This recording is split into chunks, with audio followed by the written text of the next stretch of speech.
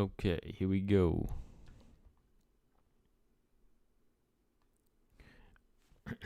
No freestyle. Thought I was gonna kick a freestyle. Nope, not today. Marcus Bell, what's up? Stamina, Daniel Edwards, Mark. Yeah, man.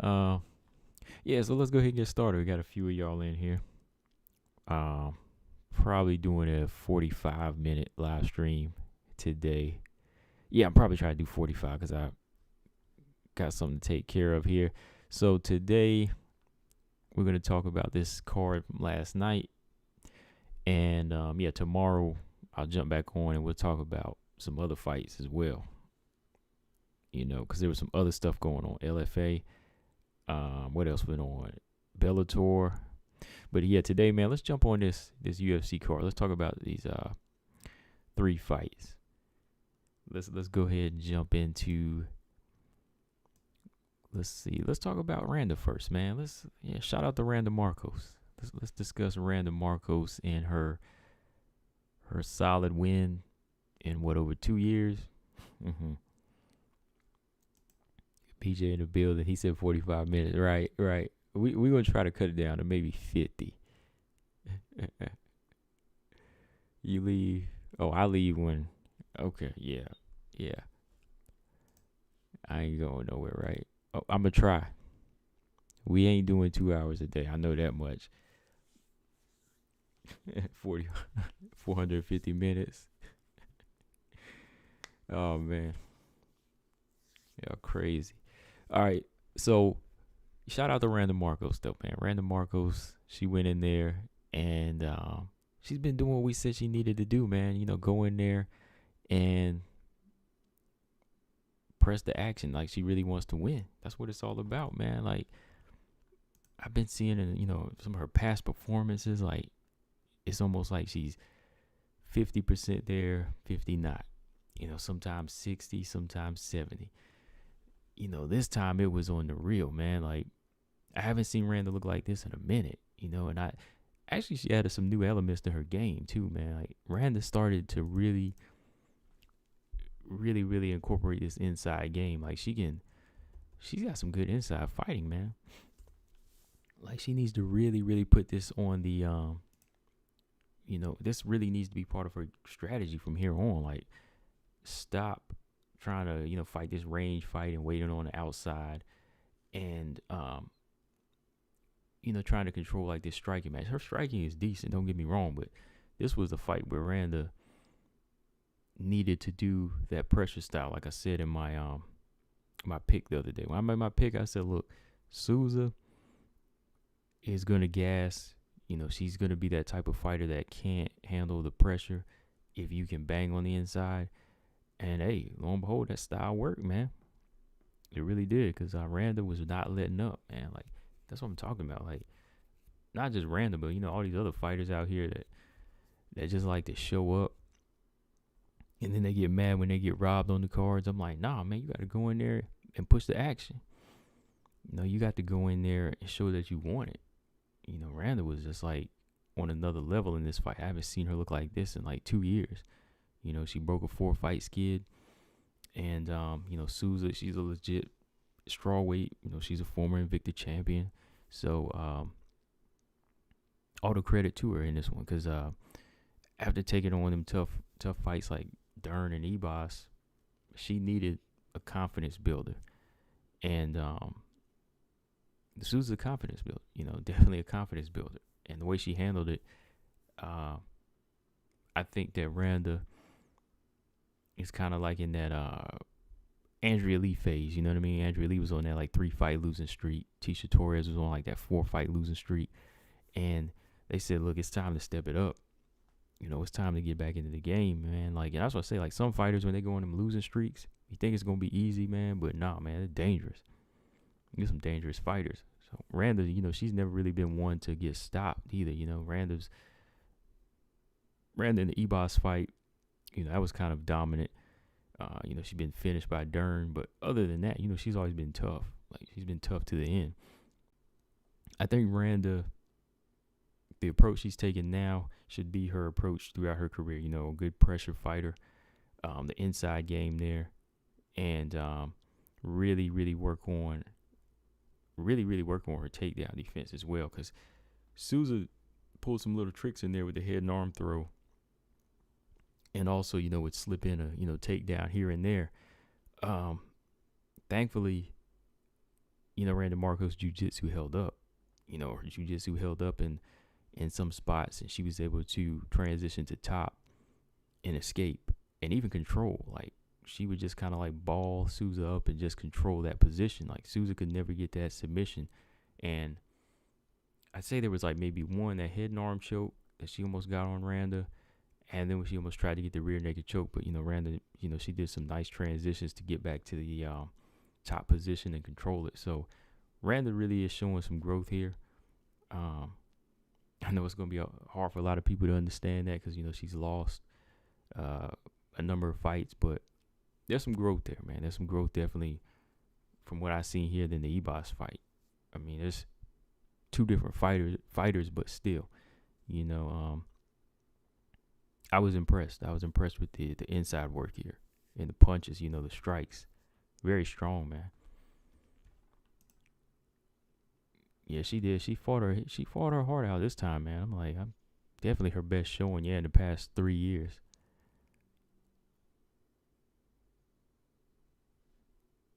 You know, Souza, I think it was in between rounds 2 and 3 when she said she was getting tired. I was like, what? Was it between round 1 and 2? Like, they said she was getting tired. I was like, what? Yeah. And yeah, that kind of takes away from an opponent when they say stuff like that, man. Like, oh man, I'm getting tired. Like, yeah. I mean, I rate her as a good opponent for Randa, where Randa stands. Like, Souza holds some weight because she is a former champion, so I do give her that. But when she has stepped it up, she's came up short. You know, Angela Hills beat her. You know, Lamo stopped her. She's been in some other tough fights too, but I think that it's a good, legit win for Randa, where Randa stands right now. Because if Randa lost, you know, we would say, oh man, Randa's got to go. But she came in there with a good approach, newfound flame. So I like the way Randa pushed it. So I definitely give her credit. I mean, from here, still work need to be done. I mean, maybe Randa Markos versus what's her name, Conejo Ruiz. Just some action, man. Like, that would be a nice test to see if she could stop those takedowns and that head and arm throw. Or let me see. How about the winner of Loma Labutni and Cheyenne Bays? That would be a good fight for Randa. Or I said, man, why not number 15, Felice Herrig? You know, because Felice hasn't fought in a minute. Randa's still an experienced fighter. They fought in the Tough House like 7 years ago. Why not, right? That would be interesting.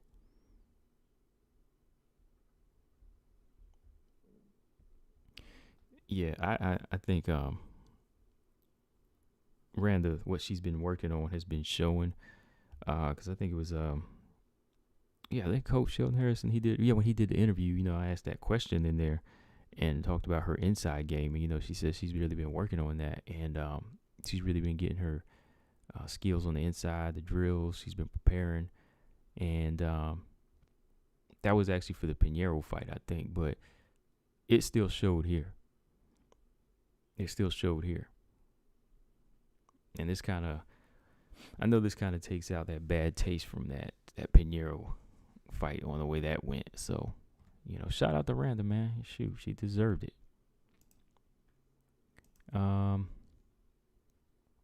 What else here? Tabitha Ricci versus Maria Oliveira. I mean, these two picks, you know, two of my picks I got. You know, I got Randa and I got Tabitha Ricci. Tabitha Ricci, this is her official debut, really, you know what I mean? Because, like, I could not count that Manon fight. I mean, I count it because, you know, it was her debut. But this is her real debut. This is her strawweight debut. You know, put her in there with a legit strawweight, and we'll see what happens. So here she is in with Oliveira. Oliveira, like I said, she's a good striker, but doesn't really have a ground game, and her length, it really wasn't going to be an advantage in this fight. Let's be real. Like, Oliveira, I've seen in the past, like, she's a Muay Thai fighter, not much of a MMA striker. She doesn't transition it well. So I already was like, I don't think she's going to make it out of here because she doesn't really have takedown defense. And that was her problem, like 8-inch reach. It was like 4 or 5 inches taller than Ricci, but Ricci was just closing the distance good, with good right hands, good striking, just closing the distance well with the movement. Now, Oliveira has some moments in here. Oliveira definitely has some moments when her hands would touch Ricci. Ricci was getting hit. She would get hit with some long shots. Like, Ricci came out with a little bit of red on the face. So it's just the fact that Oliveira has no footwork. Oliveira didn't have any footwork. He was just standing there waiting to be hit. So I think that this was a bit of a tailor-made opponent for Ricci. She had a tall striker this time around once again, but this was one that didn't have the strength or the technique, like, of course, a Manon Firo. Like, of course, he's big and strong, and that's a weight class he shouldn't even be in. But somebody like Oliveira should have had the ability to use her length, and that's why I'm going to stop calling it an advantage when somebody is longer, because it's all about if you use it. If you know how to use it, then it's an advantage. But if you're just tall and lanky, but you're always getting taken down, it's not much of an advantage. You're just longer than that person. So I'm not calling it a 8-inch reach advantage anymore. I'm going to just say, oh, this person's longer. You know what I mean? It's all in how you use it. And Oliveira doesn't know how to use her range. She would land some strikes here and there, like I said, but she didn't know how to keep Ricci off of her. Ricci was closing in, hitting her with the right hands, and taking her down at will.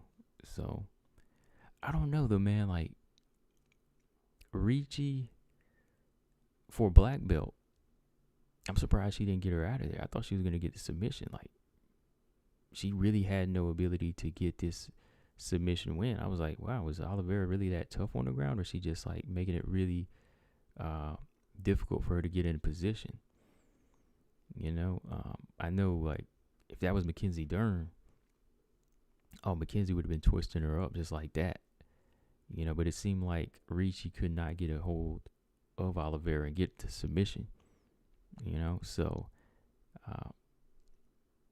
it's still hard to say Ricci is UFC level. Like, I thought highly of her when she was in LFA because, that's a developing place. Like, she had time to work. I was okay. Like, she was looking like she was in a stage where she was working on her striking. Her ground game was solid, but the quick jump to the UFC, at 5-1 or 5-0, I think that was just a little premature, especially going in there and just getting dusted by Manon. And then coming back with this win against an opponent that I didn't think really proposed a challenge. It's still out. The jury's still out. Yeah, she has a black belt in judo and jiu-jitsu, but as being a complete fighter, we need to see more. I still think even somebody like Cheyenne Bays was good striking. Even Sam Hughes, former LFA fighter, another one. Sam Hughes would give Ricci trouble. If you can avoid her takedown attempts, because her takedown attempts were decent, but they weren't like vicious. They really weren't like hard to. They really weren't like hard to see coming. Like, they were a bit predictable. And her striking still needs work too. Yeah, I don't know. You need to see her in there with a full-fledged fighter with hands and takedown defense to see how she can really utilize her ground game for sure, if that makes sense. I really want to see what she can do in there with somebody like, like Sam Hughes. I can see her piecing her up though, man. Like those fighters with hands, like Sam Hughes, Cheyenne Bays, those fighters that throw, sharp, straight punches, and if they can keep range, that would probably give Ricci problem, So that's just me, looking at what I seen in this fight. She was getting hit with clean shots on Oliveira. Oliveira, like I said, just didn't have enough power, and she would not move. She was not using any lateral movement here. So, from here, let's see who would be a test for her. I don't know. Conejo Ruiz would be. I think style wise that would be fun to watch. The grappler versus this wrestler that likes to do the head and arm choke. That would be good. But yeah, the Sam Hughes fight, that would be good. I'm sure they're probably going to try to make that because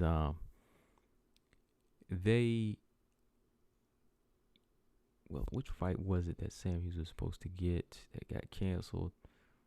The Lupita fight. Yeah, so if they give her a fight like next year or to close out in December, it could be Hughes and Ricci. Hughes, Ricci. Let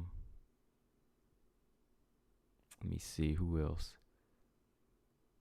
Well, Demopoulos has Ashley Yoder next, so I don't think that would work. Let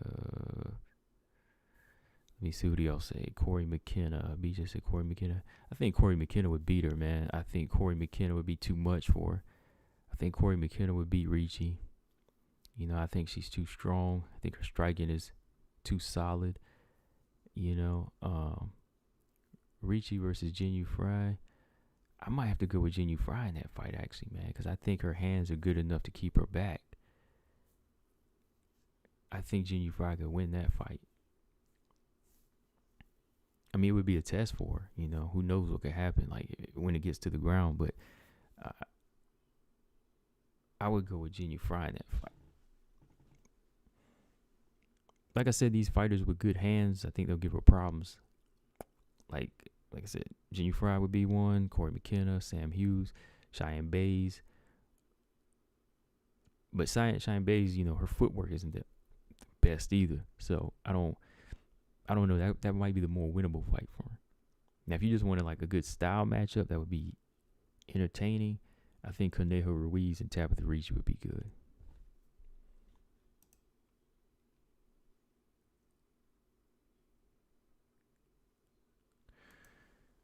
Mark said Tabitha is a terrier, perpetual motion. I like what I saw. I also think she would be a threat at 105. Yeah, I think if they had like a atomweight division, she would definitely be a threat. Like, I like the pressure I seen, but I think, and I ain't gonna lie, her right hands are better than like Mackenzie Dern's approaches. Like when Mackenzie kind of wings her way in, I think her pressure was a little bit more. It was a little bit more educated. Like she was never off balance in this fight. She had pretty good balance too. So I do like that pressure, but I think her head is just there to be hit too much. So the striking, it still needs work. Like she was throwing some nice kicks too. So she's athletic, but we'll see, man. We'll see what happens next. Maria Oliveira though, man, I was like, there was the times where her body language just didn't look like she was going to commit to big shots, or like she wanted to commit to fighting hard, so I don't know, man. What do y'all think? Like somebody like Maria Oliveira with the performance she showed, do you see her making it out of 2021? You see her making it into 2022?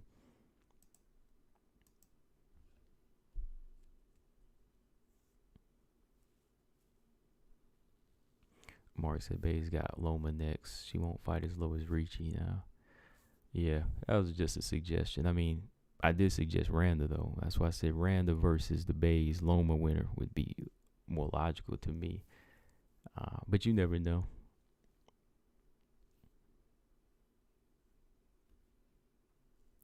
Like, she could fight the loser of that fight. Like, if they really want to hype Ricci up, they would give her that fight. That's my logic on that. But I think Randa versus the winner of Bayes Loma would be good.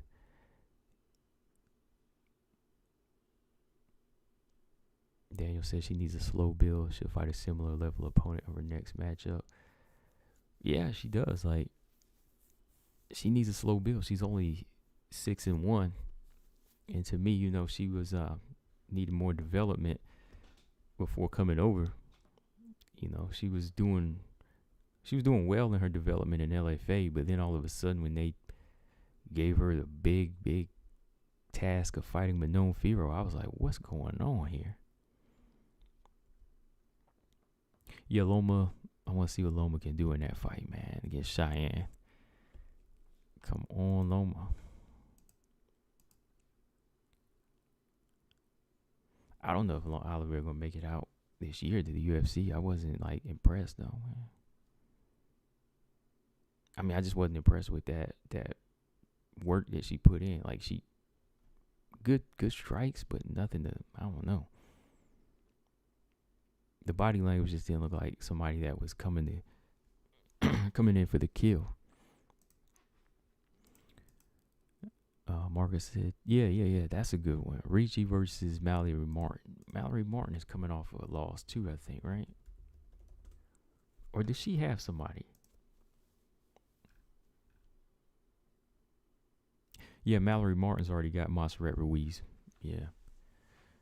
Mallory Martin and Ruiz are due to fight December 4th, and that's going to be good. That's going to be a good scrappy fight. Yeah, Ruiz and Mallory Martin, that's going down, so I'm going to tune in for that one for sure. BJ said he looking for Yoder to step up. Well, we'll see what she can do against Vanessa Demopoulos, man. I mean, she got a 4-fight contract.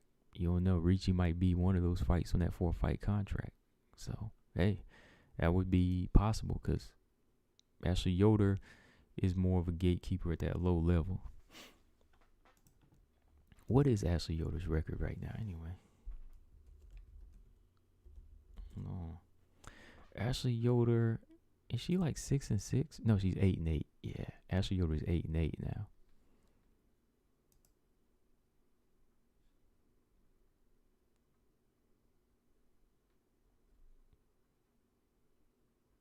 Oh, Daniel said Jin Kim versus Priscilla Cachoeira would be a beautiful display of how to move your head off the center line. Man, that'd be a killer fight.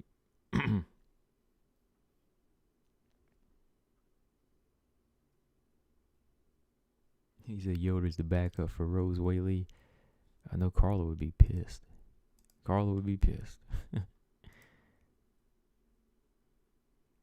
right, so let's talk about this. This is the main event for the WMMA fighters, right? Jessica Rose Clark versus Jocelyn Edwards. I got a breakdown. I got an analysis video for Randa, but I couldn't really do one for this one here, man. There wasn't too much to talk about. I mean, I think we all know. We can all pretty much see what happened in this Jocelyn Rose fight. You know, Jessica Rose Clark back on the map. You know, she back on the fight map. But, oh boy, like, the performance.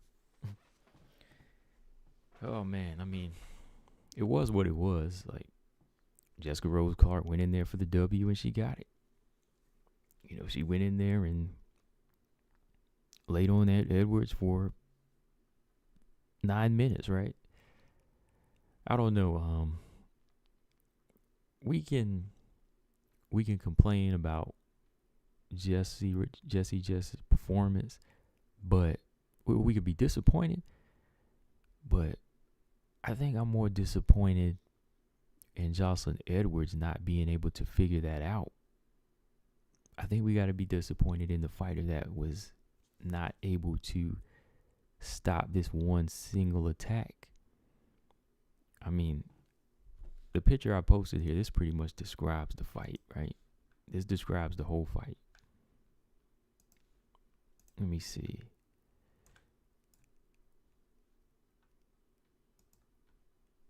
Marcus said, you was falling asleep. No, I actually had to get up a few times to avoid falling asleep. No, I had to was I watching it all actually after I seen from the first couple rounds, I was kind of in and out on that third round, but this describes it right here. I mean, just Jocelyn Edwards on her back struggling. No way to shift her hips, no way to fight off of her back. She wasn't active. I mean, she didn't know how to strike or try to roll Jessica anyway. It was just like this the whole fight. This was it. Round 1, 2, and 3. This is all you see. I think I cut that ground control time off. Yeah, I cropped that out because ground control time was, by the end of the second round, it was 6 minutes, which is basically the first 2 rounds. Then in the third round, yeah, matter of fact, I got up, came back and looked at the third round, and I was like, wait a minute, they doing a replay? And I was like, oh no, it's a third round. They doing the same thing.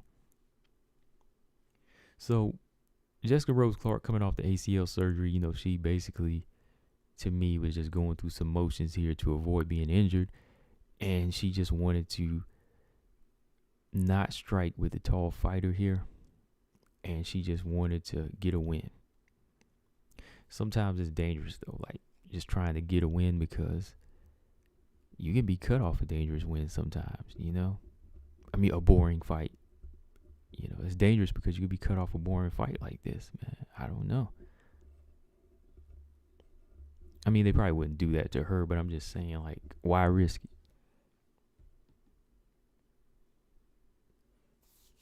I know she took to Instagram and apologized for her performance. But like I said, I mean, it's going to upset some people, but it's really going to be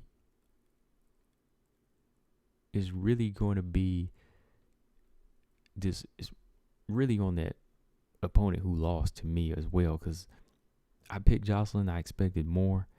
I expected her takedown defense to be in play, because like I said, when I made my pick, I said, if Jessie just takes this to the ground, it's going to be all her. And that's what happened. I just didn't know it was going to be like this type of fashion. Like, I thought Jessie just would have did a little bit more, look for the finish, maybe some ground and pound. But she said on her IG that Jocelyn Edwards gave her no leverage to land ground and pound. I mean, I thought she was always in position to land some knees or something. I thought she was always in a position to get some work in, but apparently not. I don't know, man. This is it, though. This describes the fight. This picture describes the fight, man. BJ said Edwards is a flyweight, in my opinion. I agree, man. Like, I did a video a while back talking about that. Jocelyn Edwards said she prefer to be at 125, but she would fight at 135, and that's her mistake, man. Like, you stay at 135, you've got to be strong as hell. You got to be on your, your takedown defense has to be on 100. Your shots have to be powerful. You got to be landing big punches. You got to measure range. Like, she let Jessie just right in, man. Jessie just came straight in and boom, down on the ground. Round 1. Round 2, boom, on her back. 6 minutes down. Round 3, boom, on her back again. Just laying there. All tucked in under the blanket, So I agree she needs to be a flyweight. I said that, yeah. Because her frame, it's not really like as big as those fighters like GDR or Irene Aldana. Her frame is more of a fighter like, kind of like Luana Carolina, Melissa Gatto. If she moved down, she'd be faster, I think, a little bit more powerful. So, yeah, I think she needs to move down, because Carol Rosa had a field day with her, taking her down and just beating her. So, I don't think that's the way for her, man.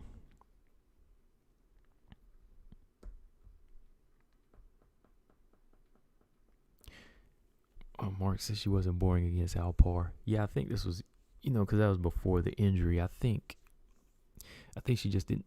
I think she didn't want to push the injury here. She was coming off the surgery. Maybe she just didn't want to press that type of fight.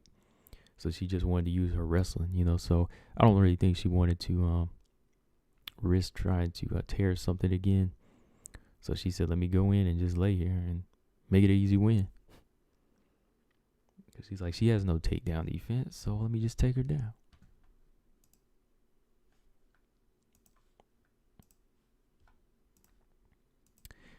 So yeah, I don't know. Let me think. Jessica Rose Clark versus Julia Avila. That would be a good fight. Make that fight happen. Jocelyn Edwards, you got to move back down to 125, I think. Move back down to 125. And you might see her show her potential a little bit more,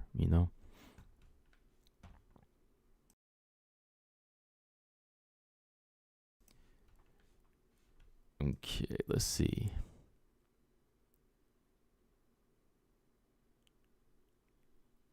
Yeah.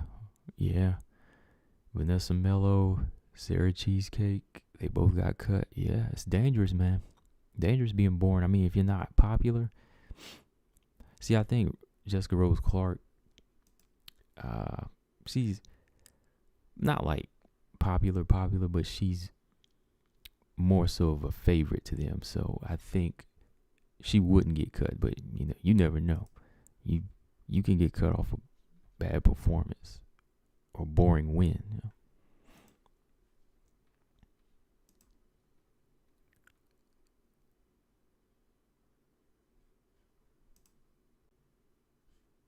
We just said Jessie Jess versus Lena Landsberg. That would be interesting. That would be an interesting fight. Yeah, I don't either, Mark. I don't agree with just laying and praying. I mean, you got to do a little something more. Hold on. Let me see here.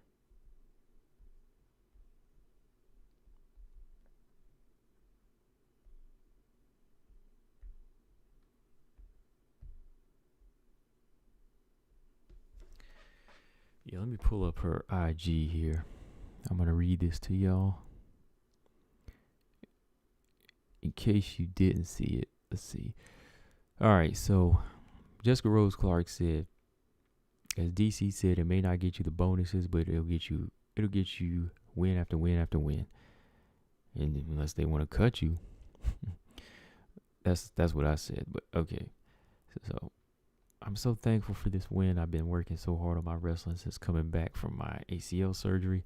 I know it wasn't the most entertaining fight, and for that I'm sorry. I'll do more damage next time. I wanted to ground and pound, but Jocelyn Edwards made all the perfect disruptions and movements that stopped my ability to do that. She's big and strong and long, and she's no joke. I think she's long. I wouldn't say she's like really, really strong though, man. Because like if she was, I think she would have better control. I think that's just her tactic, man. Like it was just to take the win and get back in that win column after a year off. She said each fight shows more of my game, and the next one is only going to be even better. I think she needs to fight Julia Avila next. That would be good.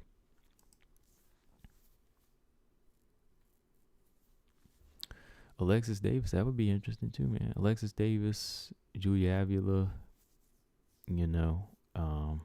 Landsberg, all of them fighters like that, in that level.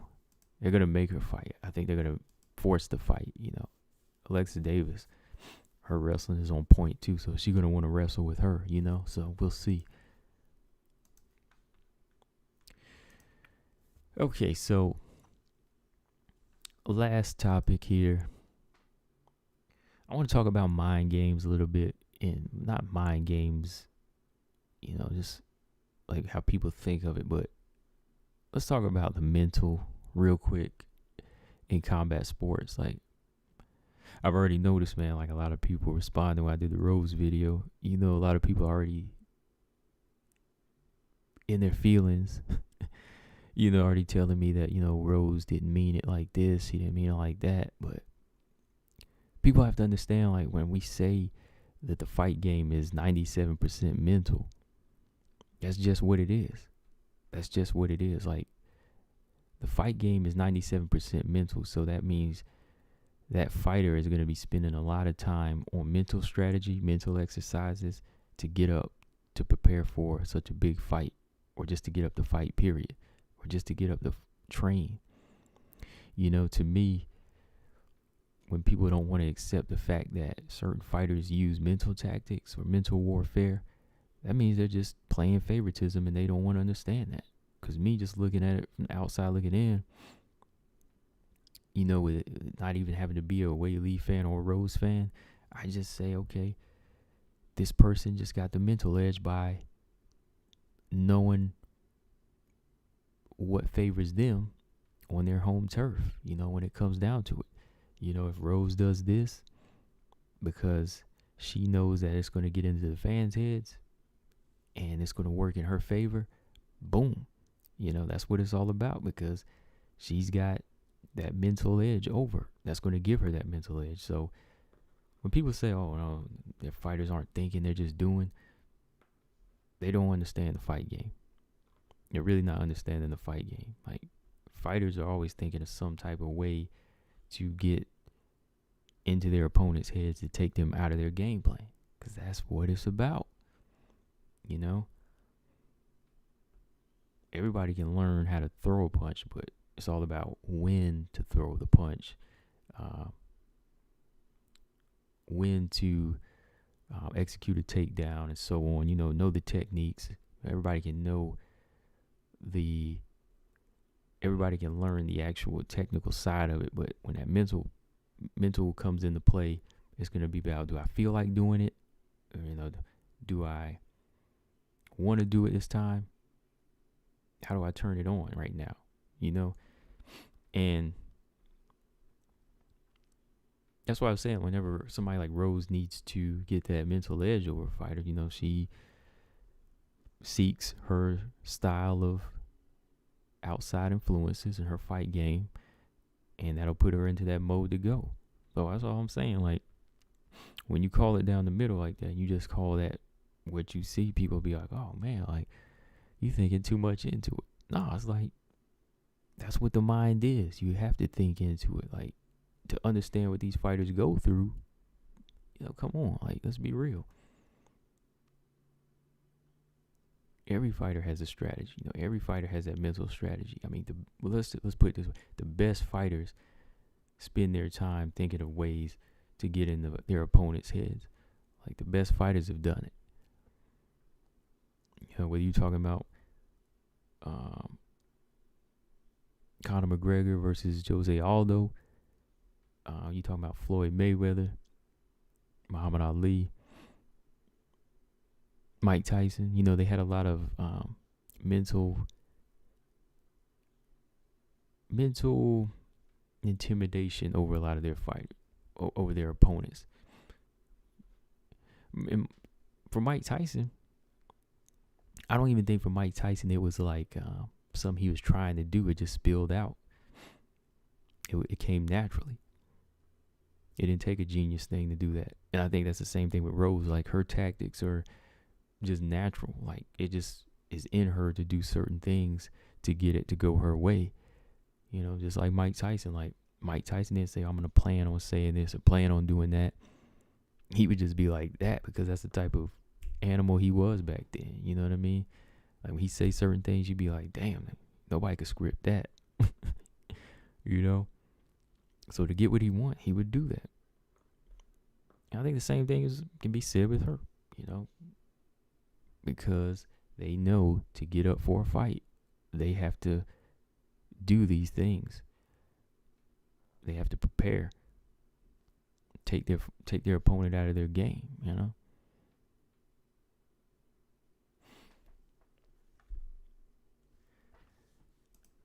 But yeah, man, I am cutting it short today, man. I I got it in before 45 minutes. I am going to I'll be back on tomorrow. Of course, we'll be on longer tomorrow. But I'm just got some stuff to do. So yeah, man, from here, Randa Markos, I want to see her get that second win. I want to see a second coming of her. We'll see what she can do against, a little bit of higher level of opponent. Carnelossi. Who else could she fight? Randa, said Carlossi. Winner of Loma versus Bays would be good. For Tabitha Ricci, Sam Hughes would be a good fight. Yeah, that would be good. That would be a good fight. Or loser of Loma and Cheyenne Bays.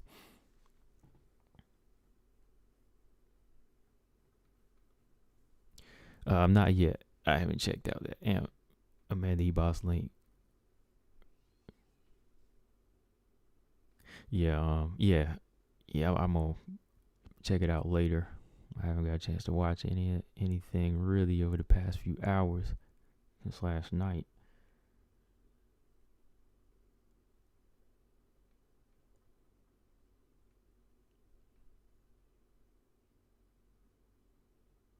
Oh yeah, I said that Avila versus Jesse.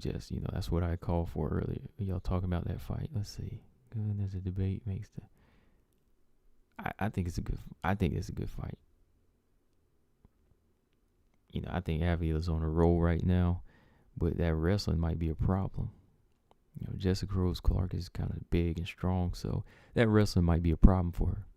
It might be. But yeah, man, 45 on the dot. I'm keeping my promise today. I have got to go, but I'll be back on tomorrow at 7 p.m. and we'll probably be on longer. So yeah, make sure y'all hit the thumbs up. And if you didn't get a chance to comment here and now, leave your comments in the comment section. And like always, make sure y'all subscribe. I got to go tonight. But like always, I'm Combo Breaker 99. I am out. Subscribe. Peace.